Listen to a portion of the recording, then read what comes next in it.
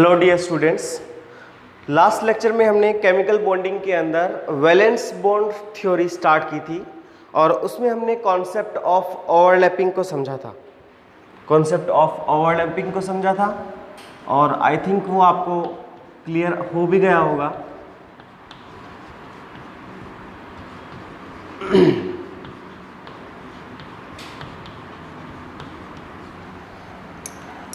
तो आज भी हम उसको ही एक्सटेंड करेंगे और उसके कुछ टाइप्स के बारे में देखेंगे। कल तो केवल डेफिनेशन के बारे में देखा गया था और कैसे ओवरलैपिंग होती है ये सब चीज़ें देखी थी। और आज हम देखने वाले हैं कि ओवरलैपिंग जो होती है उसके कितने टाइप्स होते हैं। तो अगर मैं कहूँ ओवरलैपिंग के बारे में, ओवरलैपिंग जनरली आपके लेवल पे 3 टाइप की होती है। पहली होती है सिग्मा ओवरलैपिंग, ठीक है, सिग्मा ओवरलैपिंग। दूसरी होती है पाई ओवरलैपिंग। क्या होती है और कैसे होती है वो मेरा काम है समझाना, वो मैं आपको समझाऊंगा। और जो थर्ड टाइप की होती है वो होती है डेल्टा ओवरलैपिंग, ठीक है। अब देखो लास्ट लेक्चर में मैंने आपको बताए थे, उससे पिछले वाले में भी, कि जो ऑक्टेट रूल है वो अच्छी थ्योरी है। सबसे पहले थ्योरी आई थी, केवल स्टेबिलिटी के बारे में बताती है, रेजोनेटिंग स्ट्रक्चर के बारे में बताती है, इतना ये काम करती है। क्या बताती है? केवल और केवल वो स्टेबल है या नहीं है अकॉर्डिंग टू ऑक्टेट, उसके अलावा कुछ भी नहीं बताती। दूसरी चीज, ज्योमेट्री के बारे में इंफॉर्मेशन नहीं देती, बॉन्ड लेंथ के बारे में इंफॉर्मेशन नहीं देती, बॉन्ड एनर्जी के बारे में कुछ नहीं बताती। तो उसके लिए कौन सी थ्योरी आई? वैलेंस बॉन्ड थ्योरी आई। तो जो वैलेंस बॉन्ड थ्योरी आई है उसमें मैंने आपको बताया है कि वैलेंस इलेक्ट्रॉन ओवरलैप करते हैं तभी कोवेलेंट बॉन्ड बनता है। और ओवरलैपिंग का जो पूरा कॉन्सेप्ट है उसको मैं आगे अगर उसको मैं आगे क्लासिफाई करूं तो वो 3 टाइप्स में क्लासिफाई होता है।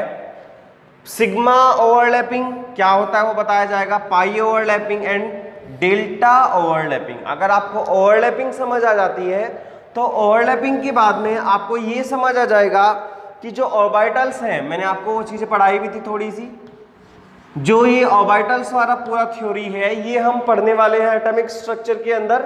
लेकिन ऑर्बिटल्स में मैंने आपको थोड़ी चीजें बताई भी थी कि जो s ऑर्बिटल होता है और p ऑर्बिटल होता है एंड जो d ऑर्बिटल होता है उनकी जनरली शेप क्या होती है, इसके बारे में आपको बताया गया था। इनकी शेप्स के बारे में बताया गया था, तीनों की क्या क्या शेप्स होती हैं, ठीक है। और इसमें बताया था आपको इसकी शेप जो है स्फेरिकल होती है, स्फेरिकल शेप होती है इसकी, ठीक है। और दूसरी चीज क्या है कि इसमें जो है 2 टाइप के फेजेस हो सकते हैं। देखो कोई भी अगर हमारे सामने स्फीयर बन रहा है तो स्फीयर कब बना होगा? जब उसका कोई वेव फंक्शन, मतलब ऑब्वियसली जो इलेक्ट्रॉन्स है, न्यूक्लियस अगर मैं बीच में रखूं और चारों तरफ जो है इलेक्ट्रॉन्स घूम रहे हो, इलेक्ट्रॉन्स अगर घूम रहे हो, रोटेट कर रहे हो, स्पिन कर रहे हो अपने एक्सिस पे भी और नॉर्मल भी, तो उस टाइम पे ऑब्वियसली ये स्फीयर तब आया होगा जब इसका वेव फंक्शन या कोई इक्वेशन, मैथ में जो क्वांटम से हम सोल्व करके आते हैं वो इक्वेशन जो है वो स्फीयर की इक्वेशन आई हो, ऐसा हुआ होगा तभी वो उसकी शेप स्फीयर आती है, ठीक है। वो चीजें कैसे होती है, ये कैसे आई, कैसे स्पिन कैसे होता है, क्वांटम नंबर्स क्या होता है, वो सब हम एटॉमिक स्ट्रक्चर के अंदर पढ़ेंगे, तसल्ली से पढ़ेंगे। अभी देखिए इसकी जो शेप होती है वो स्फेरिकल होती है, स्फेरिकल की शेप होती है। दूसरी चीज मैं आपको बताना चाहता हूं, जो फेजेस होते हैं ना, फेज हम बोलते हैं जब भी कोई वेव फंक्शन होता है उसका साइन क्या होगा वो उसको बताता है। हो क्या सकता है? ये पॉजिटिव भी हो सकता है या फिर निगेटिव भी हो सकता है, दोनों में से कुछ भी हो सकता है। तो या तो इसको प्लस लिख लिया जाए या फिर इसी को ही माइनस भी लिख लिया जाए। ये s ऑर्बिटल के बारे में हुआ, ओके। इंपॉर्टेंट चीजें जो हमें जरूरत पड़ेगी पूरा हम पढ़ेंगे उसको अच्छी तरीके से। p ऑर्बिटल के बारे में देखिएगा, ये तो केवल और केवल s ऑर्बिटल की शेप के बारे में हुआ। p ऑर्बिटल के बारे में देखिएगा, डबल डंबल टाइप की शेप होती है, सॉरी डंबल शेप होती है।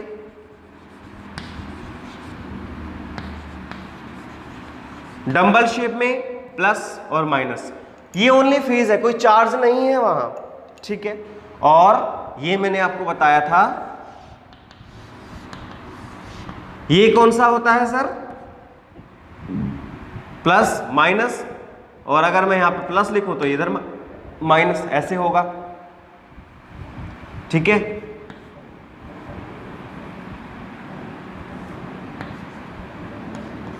कैसे भी कर सकते हो, प्लस माइनस ही आना चाहिए। और दूसरी बात क्या है, इसकी जो शेप होगी वो डबल डंबल होगी, दो डंबल मिले हुए हैं, ऐसे समझ लीजिए। देखिए इतना नोट कीजिए,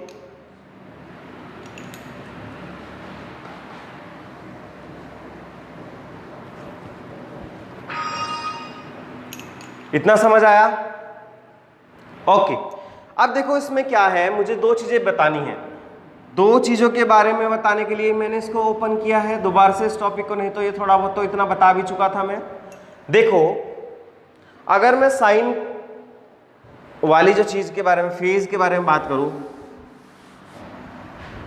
स्फेरिकल शेप, डबल डंबल और डबल शेप, अगर मैं इसके बारे में बात करूं तो इसमें लोब्स कितनी है, लोब्स मतलब कितने गोले हैं, एक गोला मतलब वन लोब। इधर देखिए कितने, एक दो लोब्स है इसके अंदर, लोब्स इक्वल टू 2, और इधर लोब्स इक्वल टू कितनी आने वाली है, 4, ठीक है। इतनी चीज आपको समझ आ गई, पहले इसको नोट कीजिएगा।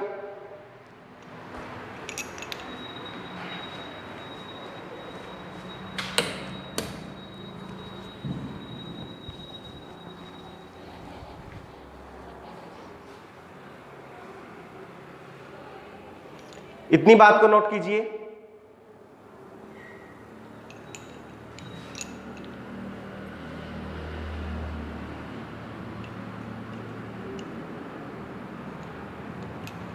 समझ आया?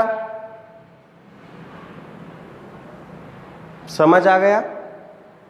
Okay, very good.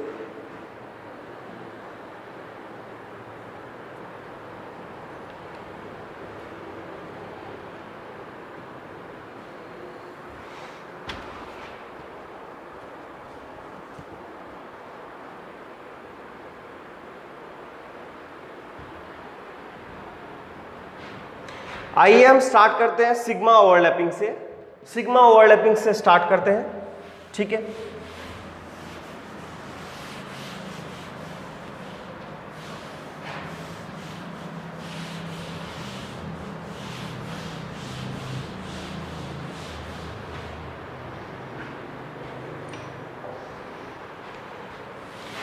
Sigma overlapping क्या होती है, पाई ओवरलैपिंग क्या होती है, सिग्मा को और किसी नाम से भी जाना जाता है क्या? कभी कभी क्वेश्चन बिल्कुल टू द पॉइंट भी पूछ लेता है वो, तो किसी भी चीज को हल्के में नहीं लेंगे हम, अच्छे से ही हर चीज को करने वाले हैं, ठीक है। ओके, तो पहला हेडिंग डालिए सिग्मा ओवरलैपिंग। पहले तो देखते हैं सिग्मा ओवरलैपिंग सीखने से पहले हमें क्या क्या चीजें आनी चाहिए। ये मेरा तरीका है पढ़ाने का, जो भी आप टॉपिक पढ़ो तो उससे पहले आपको ये पता होना चाहिए कि इस टॉपिक को पढ़ने से पहले हमारे क्या क्या बेसिक्स ऐसे हैं जो क्लियर ही होने चाहिए। उसके बिना किसी भी टॉपिक को पढ़ने का कोई लॉजिक नहीं होता अगर आपको पुरानी चीजें याद नहीं है तो, ठीक है। ओके, कॉपी भरना एक अलग चीज कला है, एक अलग ही कला है। देखो, एक होता है inter nuclear axis, inter nuclear axis, पहले आपको इसके बारे में पता होना चाहिए, ऑर्बिटल्स के बारे में पता होना चाहिए, और थोड़ा ये पता होना चाहिए कि ओवरलैपिंग होती कैसे है, ओवरलैपिंग कैसे होती है, इन सब चीज़ों के बारे में पता होना चाहिए। ओके, तो आपको मैं बताता हूं कि इंटर न्यूक्लियर एक्सिस क्या होती है। एक्चुअली ये वो एक्सिस होती है जिस एक्सिस के थ्रू ऑर्बिटल्स ओवरलैपिंग करते हैं। अगर मैं कहूं यहाँ पे मैं एक एक्सिस डाल देता हूं, ऐसे एक इमेजिनरी एक्सिस डल गई है और एक ऑर्बिटल इधर है और दूसरा ऑर्बिटल इधर है। देखिए कैसे बोल रहा हूं मैं, अगर मैं कहूं कि एक एक्सिस ऐसे डल गई, सीधा एक वायर खींच लीजिए, इमेजिन कीजिए एक वायर हो गया और इधर एक एस ऑर्बिटल है और एक इधर की तरफ एस ऑर्बिटल है, ये दोनों के दोनों ऑर्बिटल हैं। अगर ये पास आ जाएं, पास आने के बाद में ऐसे ओवरलैपिंग करें, ऐसे ओवरलैपिंग करें, देखो देखो अपनी तरफ से देखो, ऐसे आए और ऐसे ओवरलैपिंग, तो एक गोला एस का इधर से, दूसरा गोला एस का इधर से, दोनों के दोनों अगर आपस में ओवरलैपिंग करेंगे, अगर आपस में ओवरलैपिंग करेंगे तो जो ओवरलैपिंग जोन होगा उसको बोलते हैं हम सिग्मा ओवरलैपिंग। मतलब क्या हुआ, एक टाइप की ओवरलैपिंग बताई है मैंने केवल एस एस, और जिस एक्सिस के थ्रू ये दोनों के दोनों ऑर्बिटल ओवरलैपिंग करेंगे, ओवरलैपिंग जोन बनाएंगे, उसको ही हम बोलेंगे इंटर न्यूक्लियर एक्सिस, उसको हम बोलेंगे इंटर न्यूक्लियर एक्सिस। तो लिखिए axis through which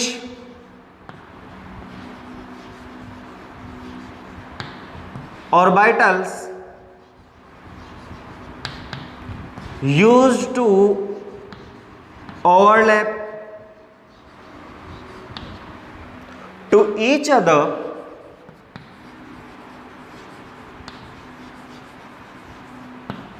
is called internuclear axis. आयनिक भी बोलते हैं इसको, इंटरन्यूक्लियर एक्सिस। समझ आया क्या इतनी बात? इतनी बात समझ आई? और अगर क्वेश्चन में गिवन ही ना हो, if INA is not given, given ही नहीं है, तो क्या करना है हमें? जेड एक्सिस को ही, जो जेड एक्सिस होगी उसको ही कंसिडर किया जाएगा, is considered as what? As is considered as INA, internuclear axis समझा जाएगा उसको। इतनी चीज आपको समझ आ गई क्या? नॉर्मल सी बात थी पर इंपॉर्टेंट बात है। ऑब्वियसली एक्सिस के बारे में तो बताने की कोई ज़रूरत नहीं है। अगर इधर एक्स एक्सिस है और इधर वाई एक्सिस है और इधर की तरफ क्या होगा? जेड एक्सिस होगा, मतलब बिल्कुल उसके परपेंडिकुलर। तो तीनों 90 डिग्री पे होगी, ये भी 90 डिग्री पे होगा और ये भी 90 डिग्री पे होगा। भले ही वो दिखाई नहीं दे रहा है, होता कैसे है वो आप समझ भी सकते हो। अगर मैं कहूँ एक एक्सिस ऐसे है, एक एक्सिस ऐसे है, तो तीसरा एक्सिस ऐसे होगा मेरे हाथ के साइड में, मेरे हाथ के साइड में, तो वो 90 90 और ये भी 90। समझ आया इतनी चीज? ओके, ये तो कोई बात नहीं हुई समझाने की, लेकिन फिर भी आपके लिए याद रहेगा, ठीक है। अब देखिए ये तो हुआ आयन। अब देखते हैं कि एक्सियल या फिर हेड ऑन ओवरलैपिंग भी बोला जाता है इसको, या फिर सिग्मा ओवरलैपिंग बनती कैसे है? बनती कैसे है? This type of overlapping is done by the head to head overlapping. जैसे कि अगर मैं कहूं आपके पास में एक इंटरन्यूक्लियर एक्सिस है, ये आयन ये है, ओके। और अगर मैं कहूं यहां पे एक मेरे पास एस ऑर्बिटल ऐसे है,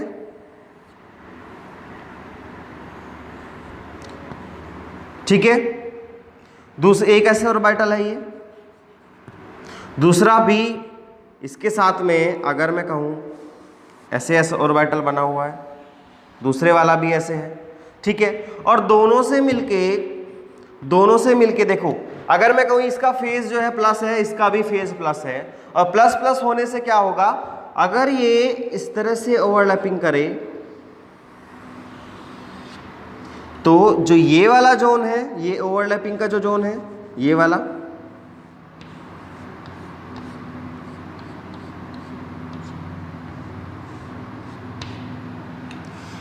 इसको बोलेंगे हम सिग्मा ओवरलैपिंग, या फिर हेड टू हेड सर से सर भिड़ जाते हैं, या फिर एक्सियल ओवरलैपिंग उसी एक्सिस पे ही होते हैं, ठीक है। तो आईएनए को अगर मैं कहता हूं जेड एक्सिस, अगर ये जेड एक्सिस है, ये एस ऑर्बिटल है, ये दोनों मिलके अगर एस एस ओवरलैपिंग शो करेंगे तो कैसे करेंगे वो मैंने आपको बता दिया। वो मैंने आपको बता दिया। अगर इसका न्यूक्लियस यहाँ पे, इसका न्यूक्लियस यहाँ पे है तो ऐसे होगा। मतलब क्या हुआ, ओवरलैपिंग जोन कितने बने, ओवरलैपिंग जोन कितने बने, इज इक्वल टू 1। दूसरी बात क्या है, अगर एक ये है और एक ये है, सोचिए अगर एक ये है एक ये है तो लॉब्स कितनी हुई, लॉब्स इज इक्वल टू 2। समझ आया क्या। और दूसरी चीज क्या है कि इतना बनने के बाद में जो इलेक्ट्रॉन डेंसिटी है वो यहाँ पे मतलब सेंटर में ही एग्जिस्ट करेगी, ज्यादा जो इलेक्ट्रॉन डेंसिटी है वो सेंटर में एग्जिस्ट करेगी। तो अगर मैं ऐसे दिखाऊं और इसको दूसरे वाले को ऐसे दिखाऊं तो जो इलेक्ट्रॉन डेंसिटी है वो ऐसे यहाँ पे फैलेगी, यहाँ पे होगी, इतनी जगह पे होगी लगभग। इतनी चीज समझ आ गई क्या, नोट कीजिएगा पहले इतना सारा।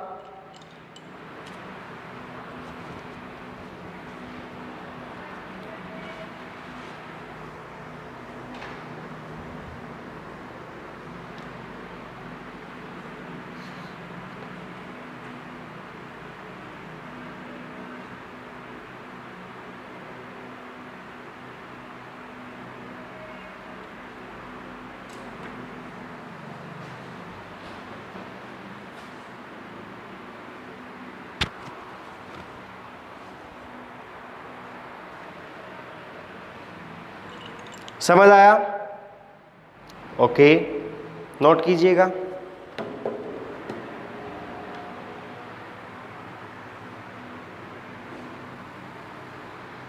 नोट कीजिए।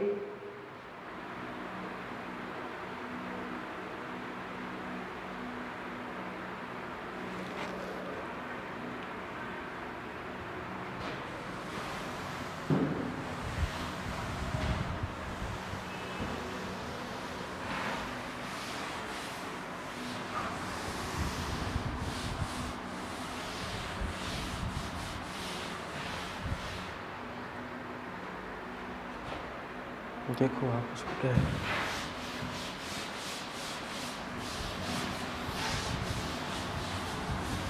ठीक है। देखो एक बार इसकी डेफिनेशन लिखते हैं, आप खुद भी लिख सकते हैं। When the atomic orbitals when atomic orbitals overlap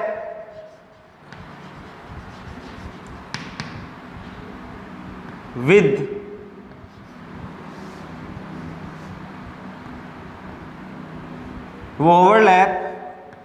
along the internuclear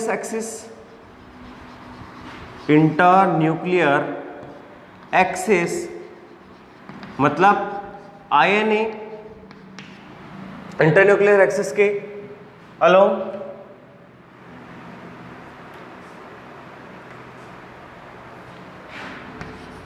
then this type of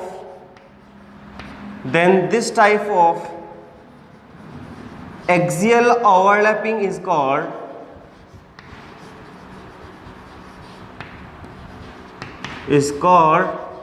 what, क्या बोला जाता है इसको, ऑब्वियसली इसको सिग्मा ओवरलैपिंग बोला जाता है। इतनी चीज समझ आ गई, एसएस वाली आपने समझ ली, ओके। अब हम देखते हैं एस और पी ओवरलैपिंग कैसे होती है और क्या होती है, ठीक है। इतनी चीज समझ आ गई होगी आपको, ओके सर। देखो एस ऑर्बिटल जो होता है उसकी शेप है स्फेरिकल और पी ऑर्बिटल की जो शेप है वो हमें पता है एक्सिस के अकॉर्डिंग डंबल होती है। तो अगर मैं कहूं ये जो वाला एक्सिस है, ये वाला एक्सिस देखो कैसे, अगर मैं इसकी बात करूं एक्सिस और वाई जेड, इधर जेड वाला एक्सिस, अगर मैं एक्स एक्सिस पे बनाऊं तो ये पी एक्स हो जाएगा, एक्स वाई और जेड, एक्स वाई जेड में, ओके।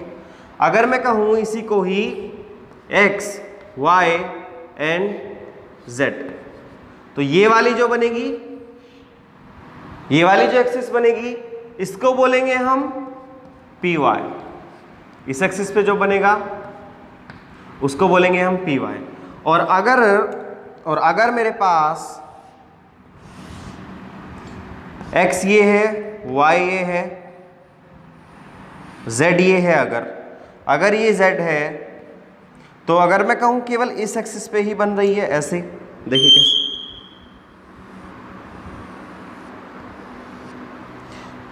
प्लस माइनस, तो इसको बोला जाएगा pz। इतनी चीज समझ आ गई। ये प्लस में भी हो सकता है और ये ही निगेटिव फेज में भी हो सकता है। ओके, अगर मैं बात कहूं sp ओवरलैपिंग के बारे में तो वो कैसे होनी चाहिए? अगर एक ऐसे है, ऐसे मान लो इसका प्लस वाला फेज है और मेरे पास एक दूसरा p है, ऐसे मान लीजिए, ये क्या है, s ऑर्बिटल है, ये क्या है, p ऑर्बिटल है। ओके, दोनों को अगर मैं ऐड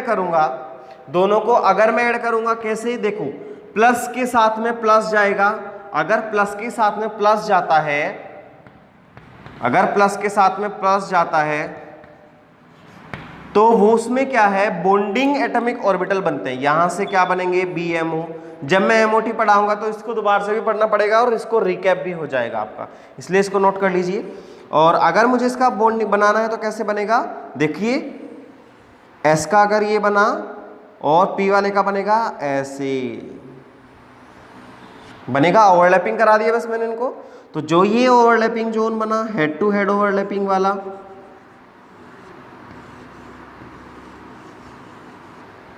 इसको बोलेंगे हम सिग्मा ओवरलैपिंग बोला जाएगा इसको। और अगर इसको देखा जाए तो कैसे बनेगा, ऑब्वियसली यहां पे बहुत ज्यादा इलेक्ट्रॉन डेंसिटी आ गई है बीच में, और इधर थोड़ी कम आ जाएगी और इधर की तरफ थोड़ा ऐसे बन जाएगा। वो समझ आया क्या? इलेक्ट्रॉन डेंसिटी जो है वो जनरली यहाँ पे प्रेजेंट होगी, बहुत ज़्यादा प्रेजेंट होगी इधर, तो इलेक्ट्रॉन डेंसिटी जो है वो यहाँ पे बहुत ज़्यादा होगी, इलेक्ट्रॉन डेंसिटी मोर ज़्यादा होगी। समझ आया इतना? और ऑब्वियसली इसके ओवरलैपिंग से ये बनेगा, नोट कीजिए इतना।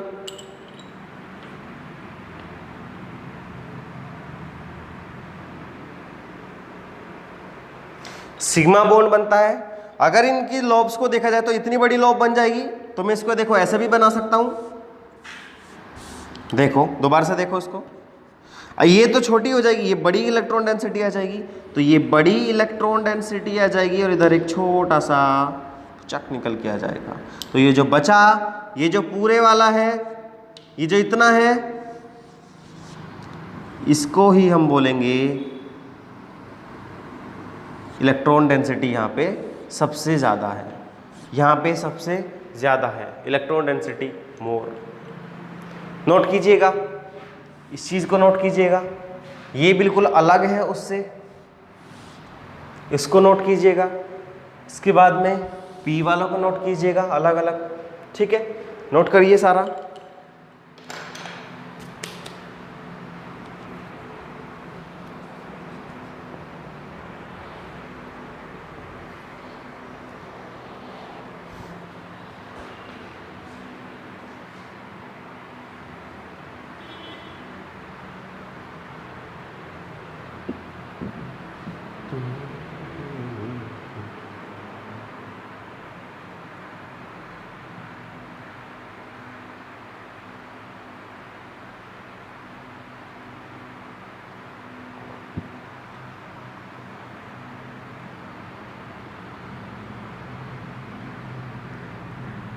समझ आ गया? SS वाला समझ आ गया, SP वाला समझ आ गया।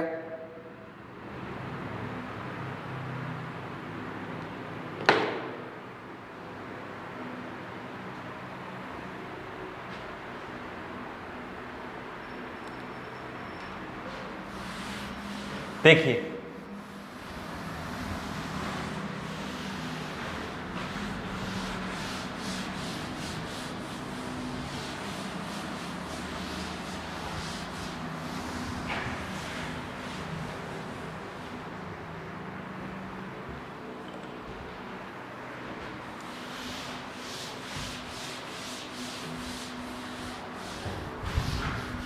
ठीक है, इतनी समझ आ गई।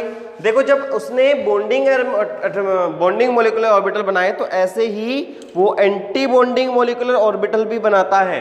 कैसे बनाता है? देखिए मैंने इसमें आपको बताया सबसे पहली जो चीज हमारी चली हुई है एसएस ओवरलैपिंग के बाद में एसपी ओवरलैपिंग, पहली बात ये हो गई। ओके, इसमें भी मैंने आपको बताया सबसे पहली जो चीज होती है वो होती है पॉजिटिव ओवरलैपिंग, मतलब जिसमें सेम फेजेस होते हैं और उससे हमारे बीएमओ बनते हैं। बीएमओ मतलब क्या होता है? Bonding molecular orbital, bonding molecular orbitals. ठीक है, ये चीज समझ आ गई। ओके, अब दूसरी बात क्या है, अगर मैं इंटरन्यूक्लियर एक्सिस डालूंगा ऐसे, तो मेरे पास अगर ये एस था और एक मेरे पास P था,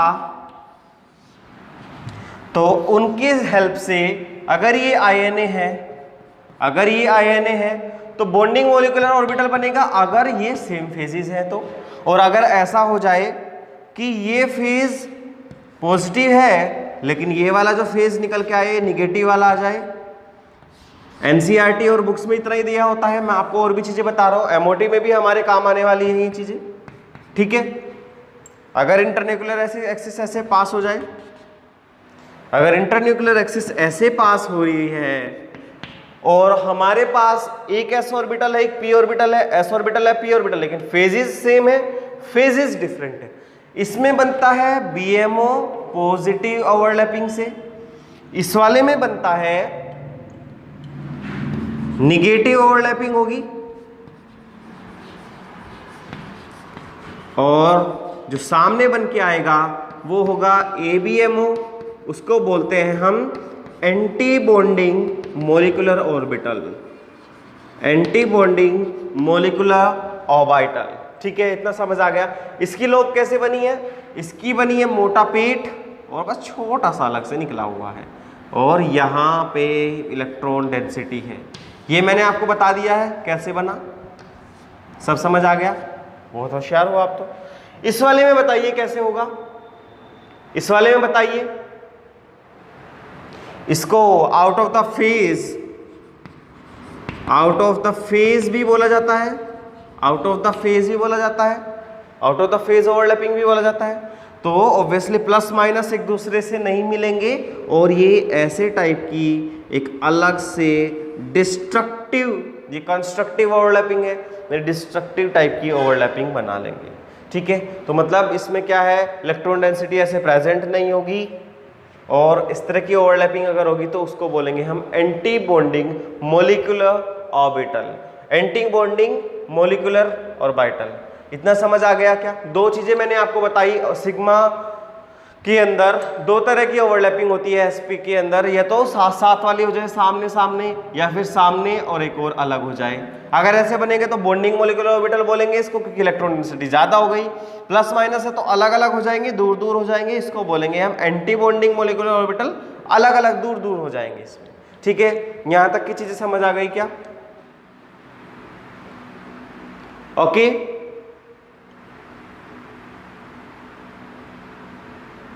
अगर मैं कहूं ये z एक्सिस थी, अगर ये नहीं गिवन है तो ऑब्वियसली z एक्सिस होगी, और ये भी अगर pz है और ये भी अगर pz है और ये s है, तो ये कौन सा बना? sp मिक्स, sp ओवरलैपिंग हो गई, ये sp ओवरलैपिंग हो गई।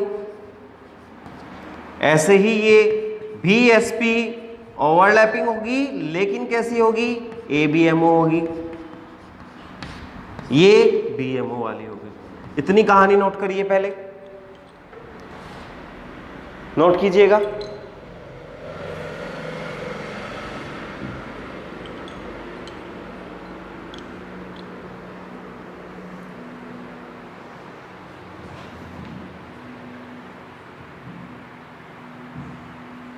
नोट करिए।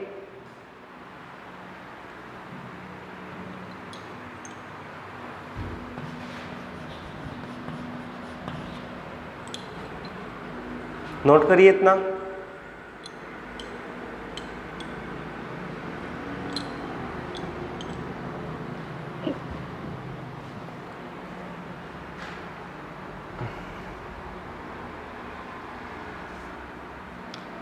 समझ आया इतना?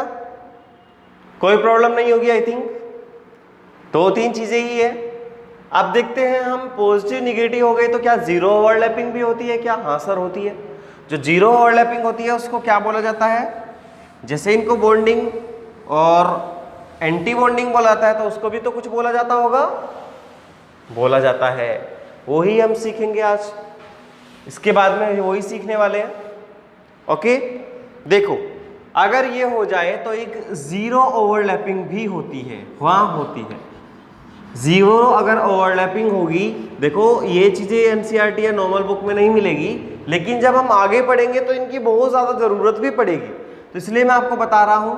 इसको बोलते हैं हम non bonding molecular orbital. Non bonding molecular orbital, non bonding molecular orbital. ठीक है, इतनी चीज समझ आ गई। बनते कैसे हैं ये? अगर मेरे पास एक एक्सिस है ऐसे, अगर मेरे पास ये INA है, इंटर न्यूक्लियर एक्सिस है, अगर मैं कहूं कि ये Z एक्सिस है, और देखिए कैसे बनती है। अगर मेरे पास एक S वाला है, S कोई भी फेस मान लिया S ऑर्बिटल है, ठीक है, और दूसरी तरफ क्या है, अगर इधर की तरफ देखा जाए एक P ऑर्बिटल बना हुआ है ऐसे। देखो जब मैंने एक्सिस बनाया x, तो मैंने px के p जब z बनाया था तो उसी के टर्म्स में ही लिखा था, उसी के टर्म्स एंड कंडीशन में लिखा था। लेकिन जब मैं इसके बारे में बात करूंगा तो मैंने या तो ये px भी हो सकती है या फिर ये py हो सकती है। That is not equal to pz, ये pz नहीं होगी।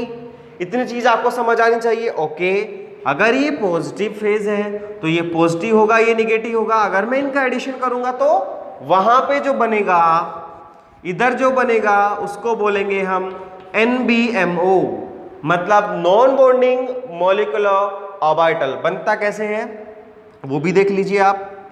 देखो S ऑर्बिटल का फेज है पॉजिटिव, वो आया ऐसे, और अगर इसके साथ में ऐसे वाला एक p ऑर्बिटल बने, देखो वही बना हुआ है, बस उसको इस फॉर्म में लिखा जाएगा। अगर ये ऐसे बने तो ओवरलैपिंग कहां कहां पे होगी? ओवरलैपिंग एक तो यहां पे होगी, दूसरी ओवरलैपिंग इधर भी होगी यहां पे।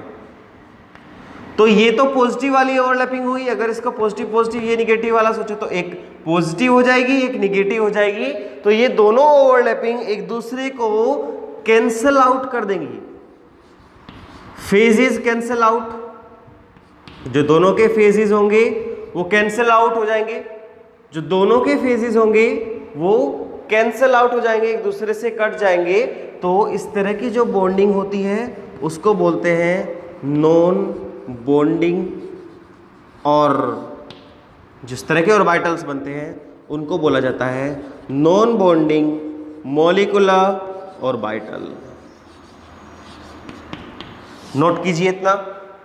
देखो दोबारा से समझो, वो दोनों तो आपने समझ लिया था। एक जीरो ओवरलैपिंग का केस भी होता है, इससे क्या बनते हैं? नॉन बॉन्डिंग बनते हैं। देखो पॉजिटिव पॉजिटिव दोनों मिल गए, पॉजिटिव ओवरलैपिंग हो गई, और इधर से देखा जाए तो नेगेटिव ओवरलैपिंग होगी, तो कैंसिल आउट हो गई। ठीक है, तो इस वजह से इसको नॉन बॉन्डिंग मॉलिक्यूलर ऑर्बिटल भी बोला जाता है, नॉन बॉन्डिंग ऑर्बिटल बोला जाता है इसको। नोट कीजिएगा यहां तक का।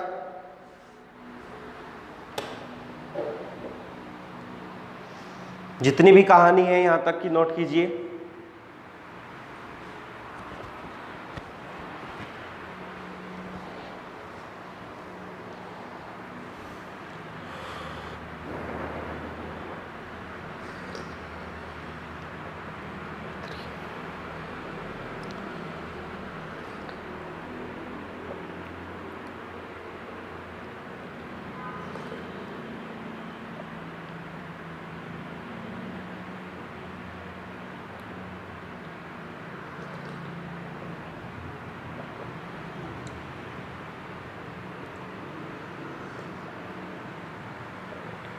समझ आया क्या ये?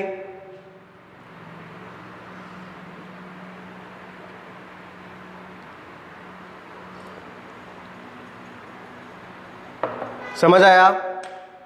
नोट कर लिया?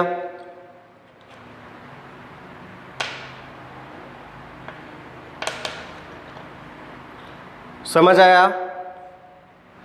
नोट कर लिया? ओके।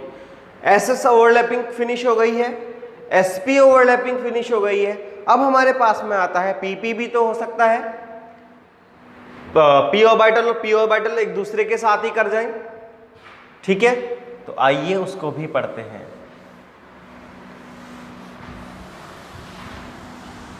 हेड टू हेड मतलब सर भिड़ाने वाली, एक उधर से सर भिड़ाया, एक दूसरे ने सर भिड़ाया, और उन दोनों से जो ओवरलैपिंग हुई है उसको हम बोलते हैं head on overlapping, axial overlapping, sigma overlapping, जो मर्जी है वो आप उसका नाम दे सकते हैं, ठीक है? अब हम देखते हैं कि पी ओवरलैपिंग कैसे होती है, पी ओवरलैपिंग कैसे होती है इसके बारे में सीखते हैं। अगर मेरे पास में कोई एक इंटरन्यूक्लियस एक्सिस है, यहां पे देखिएगा इंटरन्यूक्लियर एक्सिस है मेरे पास में, अगर ये गिवन नहीं तो कौन सी होगी? ऑब्वियसली पी जेड वाली होगी, जेड वाली होगी। तो मैं अगर इसके ऊपर एक्सिस सजाऊंगा अपने, अगर ये न्यूक्लियस है तो एक मेरा एक्सिस ऐसे जाएगा सर, देखिएगा पॉजिटिव निगेटिव, प्लस एक और जो दूसरा ऑर्बिटल बनेगा वो कैसे बनेगा? ऐसे बनेगा। थोड़ा और दूर कर देते हैं, थोड़ा और दूर कर देते हैं, देखो कैसे, ऐसे बनेगा, ऐसे ही बनेगा, दोनों सेम ही है, दोनों सेम लॉब्स होंगी। लॉब्स कितनी होंगी? 2 ही होंगी, सेम होगी, और ठीक है। तो इधर नेगेटिव इधर पॉजिटिव, दोनों ओवरलैपिंग कर लेंगे, दोनों के दोनों ओवरलैपिंग कर लेंगे। तो ओवरलैपिंग करने के बाद में क्या बनेगा? ये दोनों जिसके मोटे मोटे पेट हैं एक दूसरे के साथ में जुड़े हुए, ये दोनों के दोनों ओवरलैपिंग करने वाले हैं। ये दोनों अगर ओवरलैपिंग करेंगे तो कैसे बनेगा? आइए सीखते हैं, वो भी जान लेते हैं भाई साहब। देखो ये दोनों हो जाएंगे तो इलेक्ट्रॉन डेंसिटी यहाँ पे ज्यादा हो जाएगी, यहाँ पे कम हो जाएगी। तो कैसे बनेगा? यहाँ पे चुपटक सा बन जाएगा, छोटा सा बन जाएगा, और बीच में बहुत बड़ी ओवरलैपिंग होगी, दोनों के साथ में बहुत बड़ी ओवरलैपिंग होगी, और इधर छोटा निकल जाएगा। तो जो ओवरलैपिंग जोन बनेगा वो ये बनेगा, इतना बेहतरीन वाला जो बनेगा, ये पूरा ओवरलैपिंग जोन है, ये इतना ओवरलैपिंग जोन है।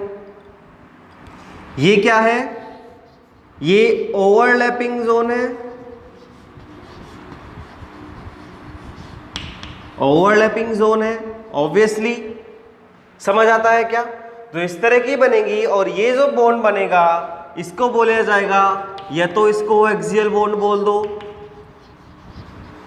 या फिर इसको आप सिग्मा ओवरलैपिंग या फिर सिग्मा बॉन्ड भी बोल सकते हो, बोल सकते हो, बोल सकते हो, या फिर इसको हेड टू हेड बॉन्ड भी बोल सकते हो, हेड टू हेड बॉन्डिंग, कोई भी इसका नाम दिया जा सकता है। यहां तक की सारी कहानी समझ आई क्या?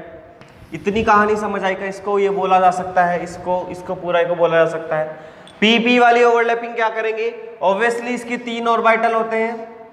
अगर मैं इसको ऐसे ऐसे रखूं, और ये अगर पी एक्स कहूं, और इसको अगर मैं पी जेड कहूं, पी वाई कहूं अगर इसको, और एक पी जेड वाला भी अगर ऐसे हो, तो तीनों में से अकॉर्डिंग टू एक्सिस जाता है चीजें। अगर अकॉर्डिंग टू एक्सिस जाता है चीजें, देखो ये एक पी एक्स टाइप का मैंने बताया, एक अजम्पशन है, एक्सिस के अकॉर्डिंग सेट होते हैं वो चीजें जो मैंने आपको बताई भी थी। और अगर मैं कहूं ये पी जेड है और ये भी पी जेड है, तो दोनों के दोनों अब ओवरलैपिंग कर लेते हैं। तो ये यहाँ पर सारा का सारा ओवरलैपिंग होने वाली है, इधर ओवरलैपिंग होगी,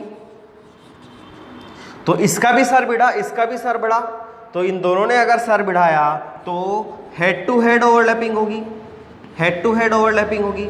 अगर हेड टू हेड ओवरलैपिंग होगी तो उससे जो बॉन्ड बनेगा उसे बोलेंगे हम सिग्मा बॉन्ड ऑफ पी और बाइटल, सिग्मा बॉन्ड ऑफ पी और बाइटल। इतनी चीज समझ आ गई क्या?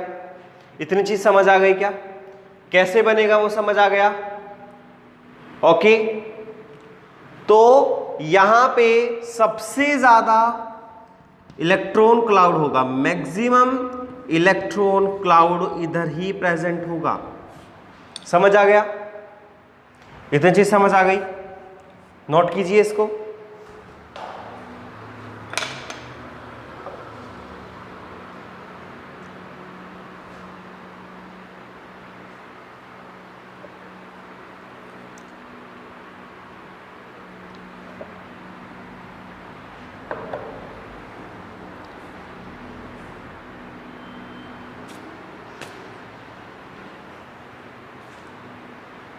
समझ आया?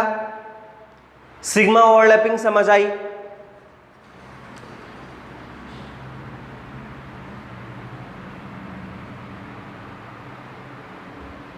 तो मैंने जो चीज गाई थी स्टार्टिंग में वो थी कि ओवरलैपिंग का कॉन्सेप्ट हमने लास्ट लेक्चर में पढ़ा था।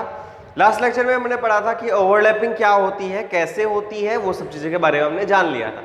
ओवरलैपिंग के बारे में पढ़ने के बाद में मैंने आज जो आपको बताया वो है कि आपको सिग्मा ओवरलैपिंग, पाई ओवरलैपिंग और डेल्टा ओवरलैपिंग, इन तीनों टाइप में उसको क्लासिफाई किया जाता है। और जो सिग्मा ओवरलैपिंग है वो एसएस ओवरलैपिंग कैसे बनाती है, एसपी ओवरलैपिंग कैसे बनाती है और पीपी ओवरलैपिंग कैसे बनाती है, इतना समझ आ गया। तीसरी चीज, एक्सिस के थ्रू कैसे ऑर्बिटल शेप्स में होते हैं, वो सब चीजों के बारे में आपको बता दिया। अब मैं आपको बताना चाहता हूं कि जो बॉन्डिंग ऑर्बिटल बने थे, एंटी बॉन्डिंग ऑर्बिटल बने थे और नॉन बॉन्डिंग जो ऑर्बिटल बने थे, वो डिपेंड करता है कि कैसा उसके ऊपर फेज है। फेज कैसा होता है वो डिफाइन होता है जब भी हमारा वेव फंक्शन आता है। वेव फंक्शन कहां से आता है? क्वांटम से आता है। तो क्वांटम से जो हमें शेप मिलती है वेव फंक्शन के अकॉर्डिंग, उसमें हम फेज के अकॉर्डिंग डिनोट करते हैं। और जो फेजेस होते हैं उन्हीं के मिक्सिंग से या फिर उन्हीं के ओवरलैपिंग से हम कह सकते हैं कि वहां पे सिग्मा बॉन्डिंग नाम की कोई चीज एग्जिस्ट करती है। उस तरह की कोई चीज होती है जो एग्जिस्ट करती है। यहां तक की सारी कहानी फिनिश होती है। किसके बारे में? हमने जो है सिग्मा ओवरलैपिंग के बारे में पढ़ा, उतनी चीजें हम यहाँ पे फिनिश करते हैं और नेक्स्ट लेक्चर में बढ़ते हैं। जब आप नेक्स्ट लेक्चर में आएंगे तो एटलीस्ट ये जो सिग्मा ओवरलैपिंग वाला कॉन्सेप्ट है पूरा का पूरा, इसको एक बार रिवाइज करके आए, क्योंकि इसकी स्ट्रेंथ कैसे डिफाइन होती है और इसके क्वेश्चंस कैसे आएंगे उनके बारे में हम डिस्कशन करने वाले हैं। ठीक है, तब तक आप ध्यान रखिए खुद का, अच्छे से पढ़ाई करिए और नेक्स्ट लेक्चर में जब भी आएंगे आप अच्छे तरीके से आए, प्रिपेयर होके आए। Thank you so much.